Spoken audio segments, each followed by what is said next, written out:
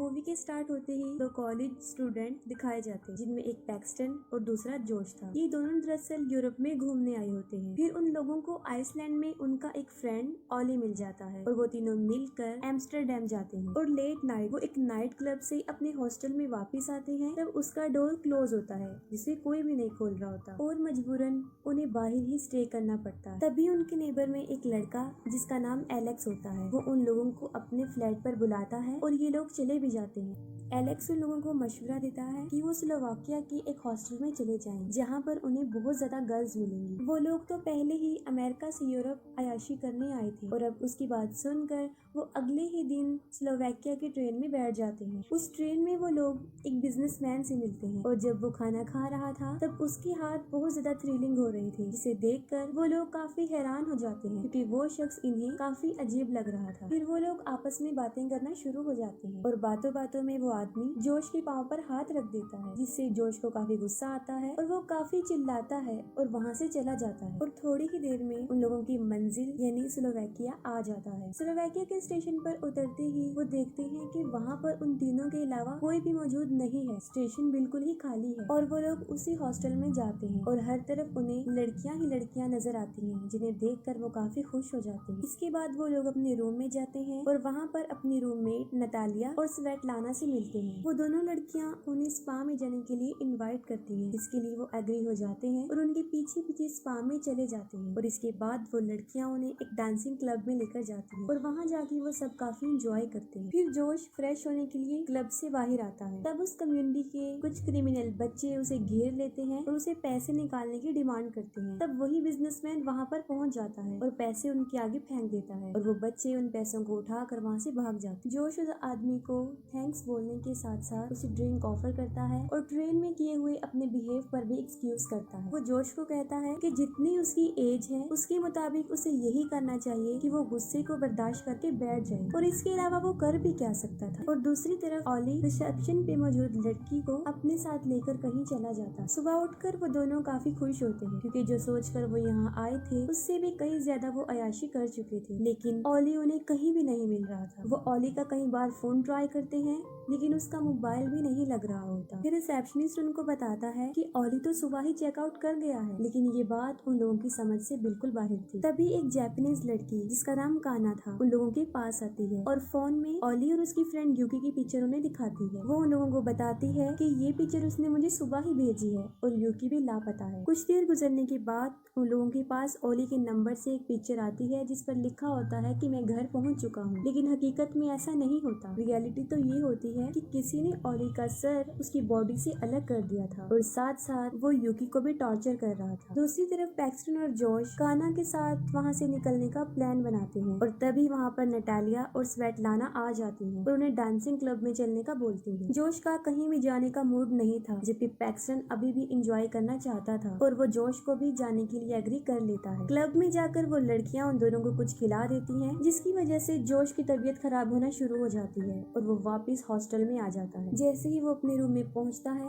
वो बेहोश हो जाता है और साथ साथ पैक्सटन की तबीयत भी खराब होती जाती है और वो वॉशरूम की बजाय क्लैथ रूम में चला जाता है और उसका डोर लॉक हो जाता है और वो लॉक में ही बंद हो जाता है। और जब उसे होश आता है तब वो मुश्किल से ही कुछ देख रहा था। वो देखता है कि किसी ने उसे एक रूम में लॉक कर दिया है और उसके चारों तरफ काफी ज्यादा औजार पड़े हुए हैं। पहले तो कोई आदमी उसके मुंह से मास्क हटाता है और एक ड्रिल लेता है और उसके चेस्ट में 2 होल कर देता है और वो कोई और नहीं होता बल्कि वही बिजनेसमैन होता है। वो जोश को बताता है कि वो हमेशा से ही एक सर्जन बनना चाहता था लेकिन कभी भी नहीं बना। उसकी वजह ये थी कि उसके हाथ हमेशा कांपते रहते थे। जोश उससे काफी रिक्वेस्ट करता है कि वो उसे छोड़ दे। पहले तो वो उसके पाँव पीछे से काट देता है और साथ ही साथ सामने से एक रूम का दरवाजा खोल देता है और जोश के हाथ पाँव भी, और कहता है कि अब वो आजाद है और वो जा भी सकता है। जोश जल्दी से वहाँ से भागने की कोशिश करता है लेकिन पाँव कटे होने की वजह से वो भाग नहीं पाया। फौरन वहीं पर गिर जाता है और क्रॉलिंग करके वहाँ से भागने की कोशिश करता है, लेकिन वो उसका गला काट कर उसे जान से मार डालता है। दूसरी तरफ पैक्सटन को भी होश आ जाता है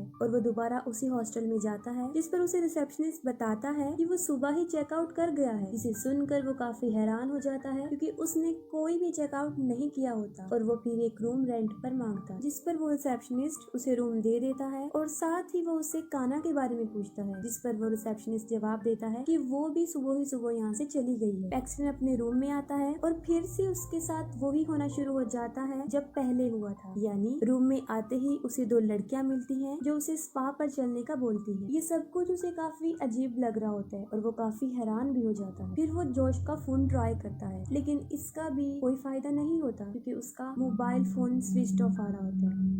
इसके बाद वो पुलिस स्टेशन जाता है और रिपोर्ट लिखवाता है, लेकिन पुलिस वाले भी उसकी कोई हेल्प नहीं करते। वो वापस हॉस्टल में आकर नटालिया और स्वेटलाना से जोश के बारे में पूछता है, जिससे पहले तो वो उसे अपनी बातों में घुमाना शुरू कर देती है, लेकिन जब वो काफी गुस्से में आ जाता है तब वो उसे बताती है कि उन्होंने जोश को एक आर्ट एग्जीबिशन में देखा था और नटालिया पैक्सटन को वहाँ लेकर जाती है। वो उसे एक पुरानी फैक्ट्री में लेकर जाती है जहाँ पर बहुत ज्यादा रिच लोग और उनके कुछ सिक्योरिटी गार्ड्स वहाँ पर खड़े होते हैं। जब वो लोग अंदर जाते हैं तब देखते हैं कि उस आदमी ने जोश को बुरी तरह चीर फाड़ करके रखा हुआ था और वो उस पर किसी तरह का सर्जरी ऑपरेशन कर रहा है, लेकिन इससे पहले कि वो कुछ कर सकता, सिक्योरिटी गार्ड फौरन वहाँ पर आ जाते हैं और उसे पकड़ के वहाँ से ले जाते हैं। पैक्सटन अपने चारों तरफ देखता है जहाँ पर लोगों को बुरी तरह टॉर्चर किया जा रहा है और हर तरफ चीखने चिल्लाने की आवाजें ही आ रही है। वो लोग पैक्सटन को भी इस रूम में जाकर बांध देते हैं और उसे भी कुछ बोलने का बोलते हैं। जैसे ही वो मुंह से कुछ बोलता है, गार्ड कहता है कि ये एक अमेरिकन है और ये कहकर वो वहाँ से चला जाता है। इसके साथ ही एक आदमी उसे टॉर्चर करना शुरू कर देता है और एक चेन टाइप इंस्ट्रूमेंट से उसका हाथ काटने के चक्कर में वो उसकी 2 उंगलियां काट देता है और इसकी वजह से उसकी हथकड़ी भी कट जाती है। फिर वो आगे बढ़ता है लेकिन उसका पाँव स्लिप हो जाता है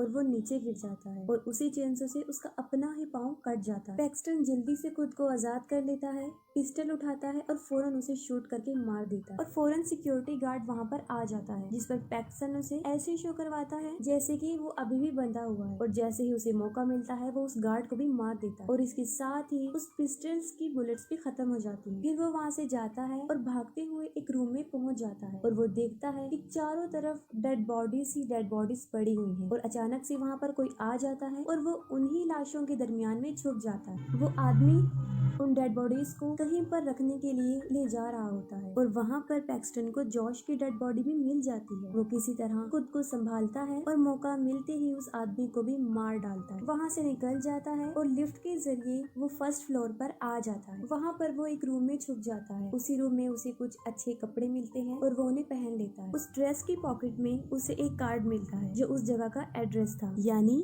उस जगह का नाम इलीट हंटिंग था और उस कार्ड के पीछे अलग कंट्रीज के लोगों का रेट भी लिखा हुआ था, जिसमें अमेरिका के लोगों का रेट सबसे ज्यादा था। अभी पैक्सटन ये सब कुछ पढ़ ही रहा होता है कि वहाँ पर एक आदमी आ जाता है, लेकिन वो समझता है कि पैक्सटन एक क्लाइंट। वो उसे बताता है कि उसे एक जापानीज लड़की मिली है जिसके साथ उसने बहुत कुछ प्लान किया हुआ है और यहाँ पर वो किसी और की नहीं बल्कि उस लड़की काना की बात कर रहा होता है। उस आदमी के जाते ही पैक्सटन उसकी पिस्टल उठाता है और वहाँ से बाहर आ जाता है। बाहर आकर उसे एक कार नजर आती है जिसमें एक चाबी भी लगी होती है। अभी वो कार में बैठ ही रहा होता है कि उसे काना की चीखों की आवाजें आती और वो फौरन उसे बचाने चला जाता है और जैसे ही वो उसके रूम में जाता है वो देखता है कि वही आदमी उसके फेस को ब्लो टॉर्च से जला रहा है और वो उस आदमी को भी मार डालता है। लेकिन साथ ही काना बहुत ज्यादा तकलीफ महसूस कर रही होती है क्योंकि उसकी आधी आंख बाहर आ जाती है। पैक्सटन उसे बचाने के लिए उसकी आंख को उसकी बॉडी से अलग करके काट देता है और ये चीज बहुत ज्यादा डिस्टर्बेंस पैदा करती है। बहुत ही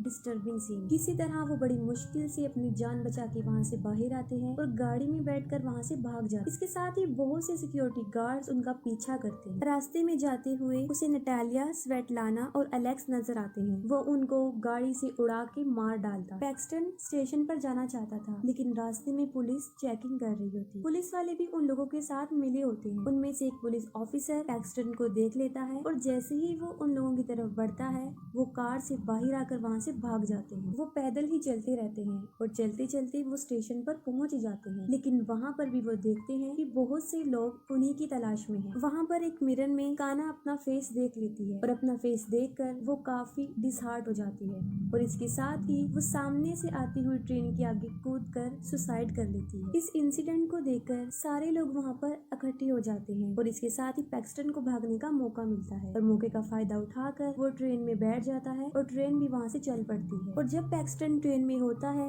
तब उसे उसी बिजनेसमैन की आवाज आती है। जिस स्टेशन पर वो आदमी उतरता है पैक्सटन वहीं पर उसका पीछा करता है। वो बिजनेसमैन अपनी एक छोटी बेटी के साथ होता है और वो दोनों अलग अलग वॉशरूम में चले जाते हैं। वो आदमी काफी देर वॉशरूम से बाहर अपनी बेटी का इंतजार करता है, लेकिन वो बाहर नहीं आती। तब वो अंदर जाकर देखता है तो वहाँ पर उसकी बेटी मौजूद नहीं होती, सिर्फ उसका टॉय होता है। वो अपनी बेटी को इधर उधर ढूंढता है लेकिन उसे कहीं भी उसकी बेटी नजर नहीं आती। और दूसरी तरफ पैक्सटन उसकी बेटी को किडनैप करके अपने साथ ट्रेन में ले जाता, लेकिन साथ में वो भी अपनी बेटी को ढूंढता रहता है। इस मूवी में जो क्लब दिखाया गया है वो ऐसा क्लब है जहाँ पर अमीर लोग अपने गुस्से और भड़ास को निकालने के लिए मुख्तलिफ कंट्रीज के लोगों को अपना शिकार बनाते हैं और उन्हें जान से मार देते हैं। और अलग अलग कंट्रीज के लोगों का अलग अलग रेट भी है। और सबसे ज्यादा अमेरिका के लोगों का रेट इसलिए है कि वो अमेरिका के लोगों से बहुत ज्यादा नफरत करते हैं और ये काम वो बड़े अरसे से करते आ रहे हैं और पुलिस भी उनके साथ मिली होती है। वो लोग विजिटर्स को लड़कियां प्रोवाइड करते हैं और इसी आड़ में वो उन्हें मार देते हैं और इसके साथ ही मूवी एंड हो जाती है।